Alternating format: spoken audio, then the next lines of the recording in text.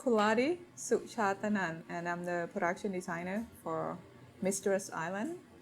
The idea is actually came from the script itself. When I first read it, I don't want to say I fell in love with it, but I was inspired. I like to design it. And next thing is when I arrived in Krabi, they show me around the location, and that's when it hit me, like the location itself and the script that inspired me the most. It's very based on the location when I first saw it, and also the script. Originally, it said that Nemo House should be a colonial in the jungle, in a dense jungle wood. But when I read the script, I think Nemo is in two worlds. It's in two cultures, Eastern and Western, between the Englishman and then what's raised in India. So the design is based on mixing, combining the two worlds of Nemo's. And that's why his house that started, it started inside a cave and then it's come out. So he can be protected in the beginning from the giant creatures. First of all, I was amazed by the scale of the architecture at that time. A lot of photos that we found in the research, like the scale of it is unbelievable. The size of the people and the size of the building is there is no scale to it. There is no life connection to it. It's amazed me. That's why I bring it to Nemo, because Nemo is larger than life. Everything that he created is you can't imagine, like the high-tech submarine in 18th century or a nuclear weapon in that time. So Nemo is a scientist. He's a compassionate, philosophical, and educated man who have conflict between his two worlds, between English. He's a noble Englishman with the English blood, but in the same time, the English killed his family.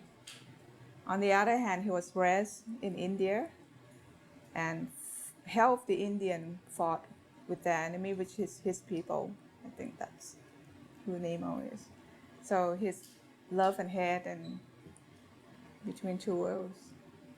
The Nautilus is a mystical and a captured imagination, And to design the Nautilus, I have to coordinate the design between that era. It's very. It have to look functional, and yet it have to be decorative, because it's in the Victorian style. Everything is designed, even like a small curve. So, and the head of the Nautilus is the phoenix. It's the symbol of reborn for Nemo. It's like he's journalizing his life again. It's almost Nemo himself, to me, that he's fighting all the time for the right that he thinks stop the world. So the creature is represent like I'm not that I'm God or anything, but I'm here. I'm ready to fight and everything. We were so lucky to find that cave. It's fit in there. And when I read the script, I thought they're never gonna find that location that we can have the Nautilus inside the cave, inside the cabin. It's fit perfectly. Everything's in there. Well, the first thing that they brought me to see is the exterior Nemo house and then the cave, and I said, like, we have to do something good with this cave, because you can't just walk and see this thing, The first location that they show me is exterior Nemo house. They were selling it for the chimney, the first the first hideaway for the castaway. And when I look at it, it's like, it's perfect for his house, because I can build inside that cliff face. So it can be realistic to the audience, that it can be a resident, and yet it can be a survival area that no creatures can go in there. When I first started it, they haven't picked the director. So I basically work with the line producer and the producer, Chris and Russ. And they were really supported throughout the whole time. Like they would listen and then pay attention to the idea that I give it to them. and they will help me sell it to America, to Hallmark. And it's fortunate that everything's come true, and there is no limitation to the idea, so I can just like give them what I want, not what I really seeing in this movie. So it's quite an remarkable experience. So I just do lots of research on Nemo himself, but I intend not to watch any film that were done about him or any movies that were done before, because I don't want to get influenced by any other movies.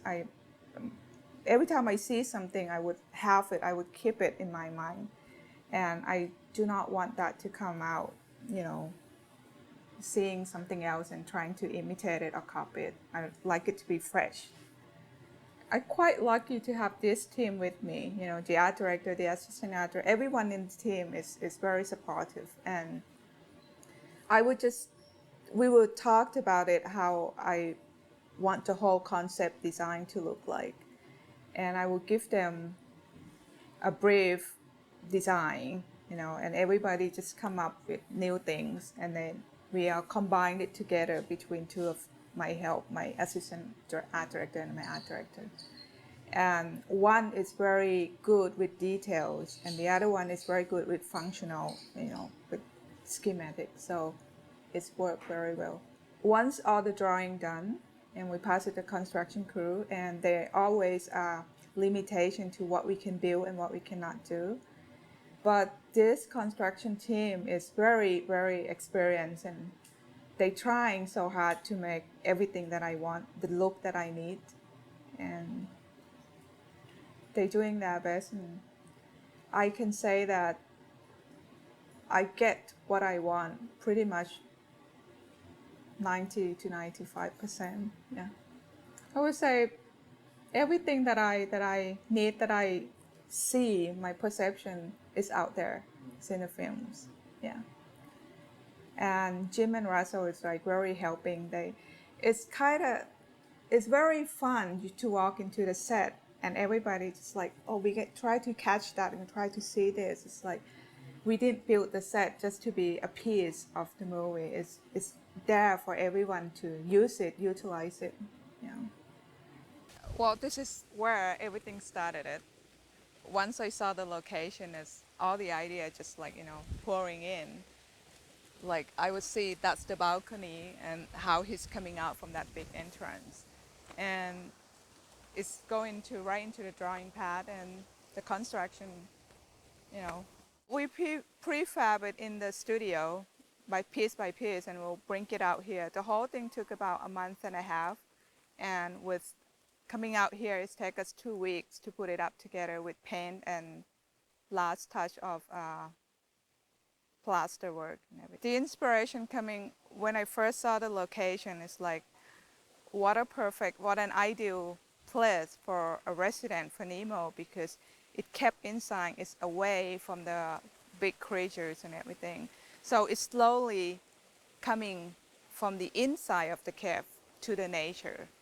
This is the Indian style. Like I said before, is Nemo is between two worlds, between like the Indian and the English. But more likely he was influenced by the Indian because he was raised there. And what makes this Indian style? What make it Indian style? How is this Indian style? Oh, you can see the dome upstairs is like the mark design from the Indian, and the archway, and the scale of it is very representing the larger than life. In the Indian architecture in the old day, everything is huge, it's big, like it's creation by God and everything. We break it down into a section how we're gonna build it, prefab it in the studio and bring it out, because we cannot spend like a lot of time out here, because as you can see, this road is belong to the resident, to the local, and they use it every day, so we cannot block it. So it's a lot of pre-planning, pre-production on this one. Yeah. The only problem that we face is dealing with the local, make them understand that we didn't come here to destroy or damage any environmental here. So we have to talk to them and let them understand, and they can walk in and talk to us and see us, you know, very often that you can have like 10 children standing and watching like, ooh, what are they doing? So I think that's the most difficult part, to make the people understand that we're not trying to damage or do anything.